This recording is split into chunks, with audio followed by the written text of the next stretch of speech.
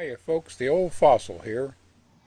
I've had the bits and pieces of this little project for 10 years or so, and I just put them together on the spur of the moment here.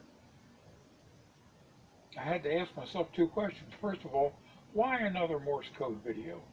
If you look at the internet, there's hundreds of Morse code videos, but most of them are all focused on teaching you Morse code, and they all have manual interfaces. You have to click and type. This video gives two little C++ callable functions, one page of code apiece, very simple, that you can use for whatever you want and put them in your own little project.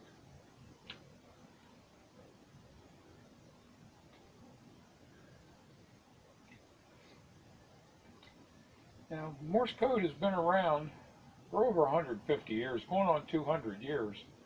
And the reason is it has some very special properties that are useful in very special circumstances. This little project has a relatively long range, better than 20 feet. It's very easy.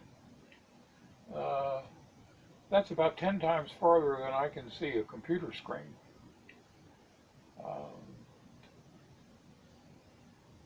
Morse code works around corners. You do not have to have a line of sight to the display. It preserves dark adaptation. That's why I decided to put this little video together.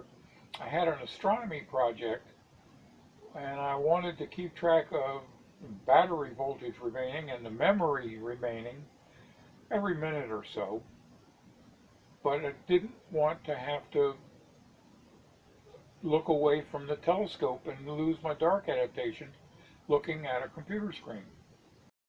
And finally, Morse code is relatively cheap. There's no expensive display, there's no special connectors, there's no special cables.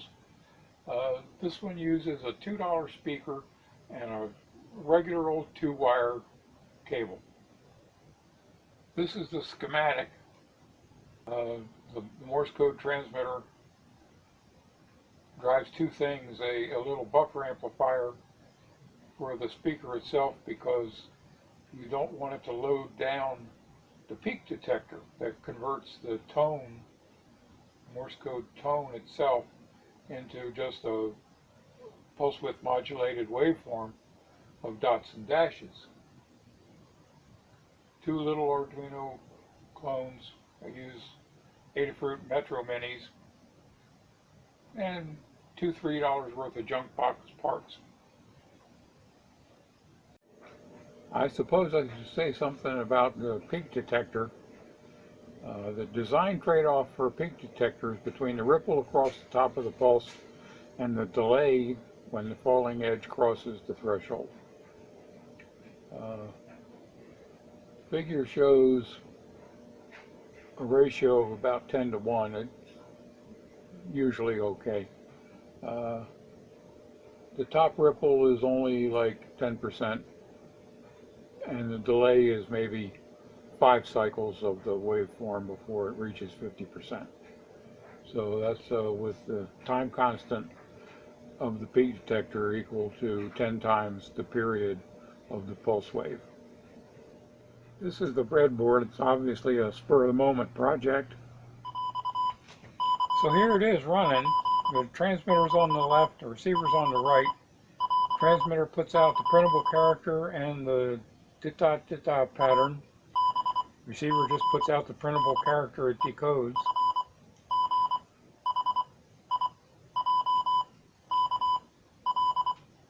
Works fine. We'll let it go through another EOM cycle to see get them all. I think I got them lined up right.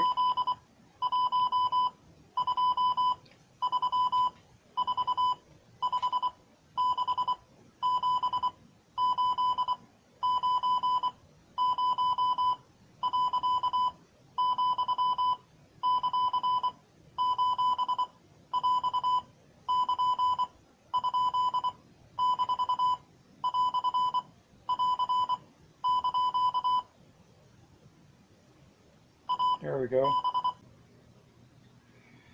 Well, this is the start of 10 pages of mundane C++ code. Don't claim it's very elegant. A couple of beginning comments. The timers work in unsigned longs, but delays work in integer milliseconds. So we start off with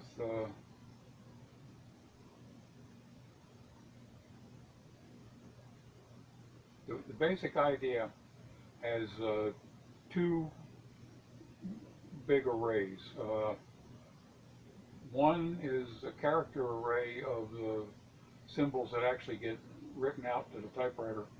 And the second is the Morse code symbols array. We call them the DITA symbols, DITA patterns.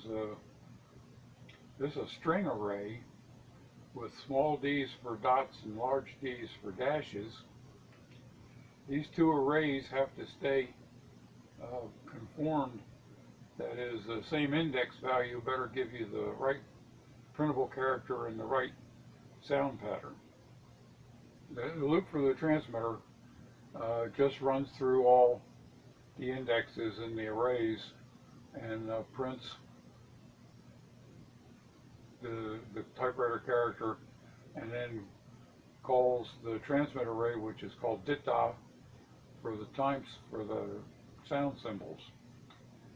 When we get down to the DITA function itself, the first thing to do is determine the length of the array that you're going to send. And since the C++ arrays are terminated in nulls, the loop to write it out goes to the last -1. No sense printing the null. The DITA array is parsed into individual characters, and then dependent upon if the character is a small d or a large d, you send the tone for the appropriate duration. Now, the tone statement executes in about 260 microseconds and does not wait. So following the tone signal, you need a delay of however long the tone is going to last, so the code doesn't resume executing too quickly.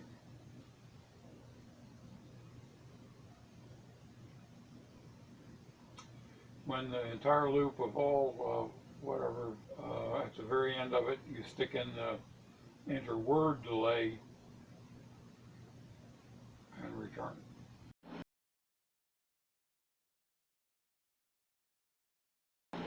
The receiving problem basically splits into three pieces.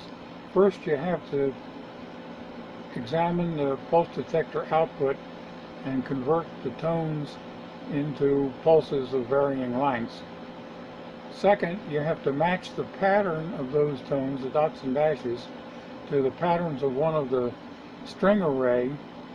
And then third, you have to take the same index from the string array into the character array to decide the final output to print the character.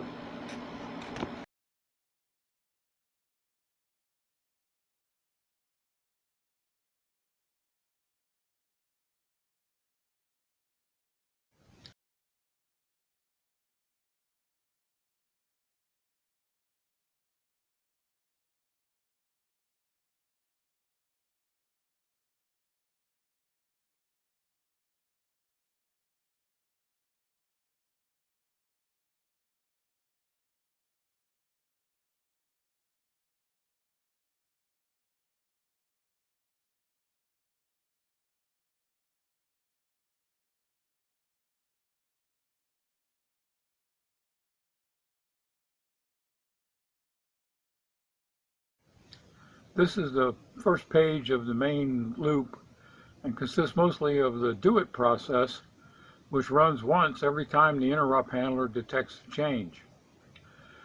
It grabs the current time and reads the signal from the peak detector. If it's a 1, the change was a rising edge, otherwise it was a falling edge. On the rising edge, a new pulse is starting, so we increment the bit count. Then we calculate the gap between this rising edge and the last falling one. If that gap is greater than the word threshold, then the pulse is the first one in a new string. So we call Morse decode and get the index of the current string. If it's a falling edge, then we can calculate the pulse width and decide if this bit should be a 0 for a dit or a 1 for a dash. So there's one more problem. When the message ends and the last falling edge occurs, do it is finished and there are not going to be any more interrupts to start it up. So the last symbol is still stuck in the do it pipeline. So the end of the main loop is to just have a timeout delay.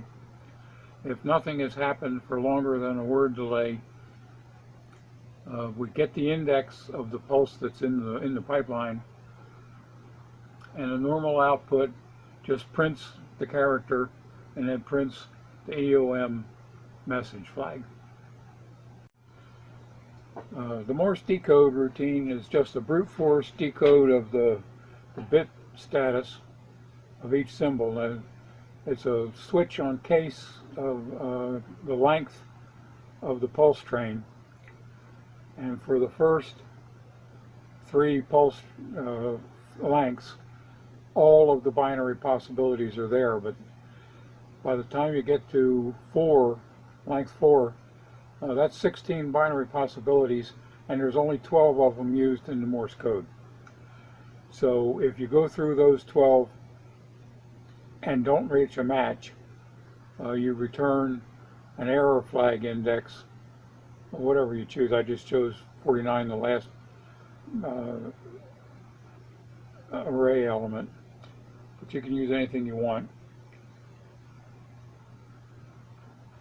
So the remaining long pulse trains all don't use all the logical possibilities, so they return an error too.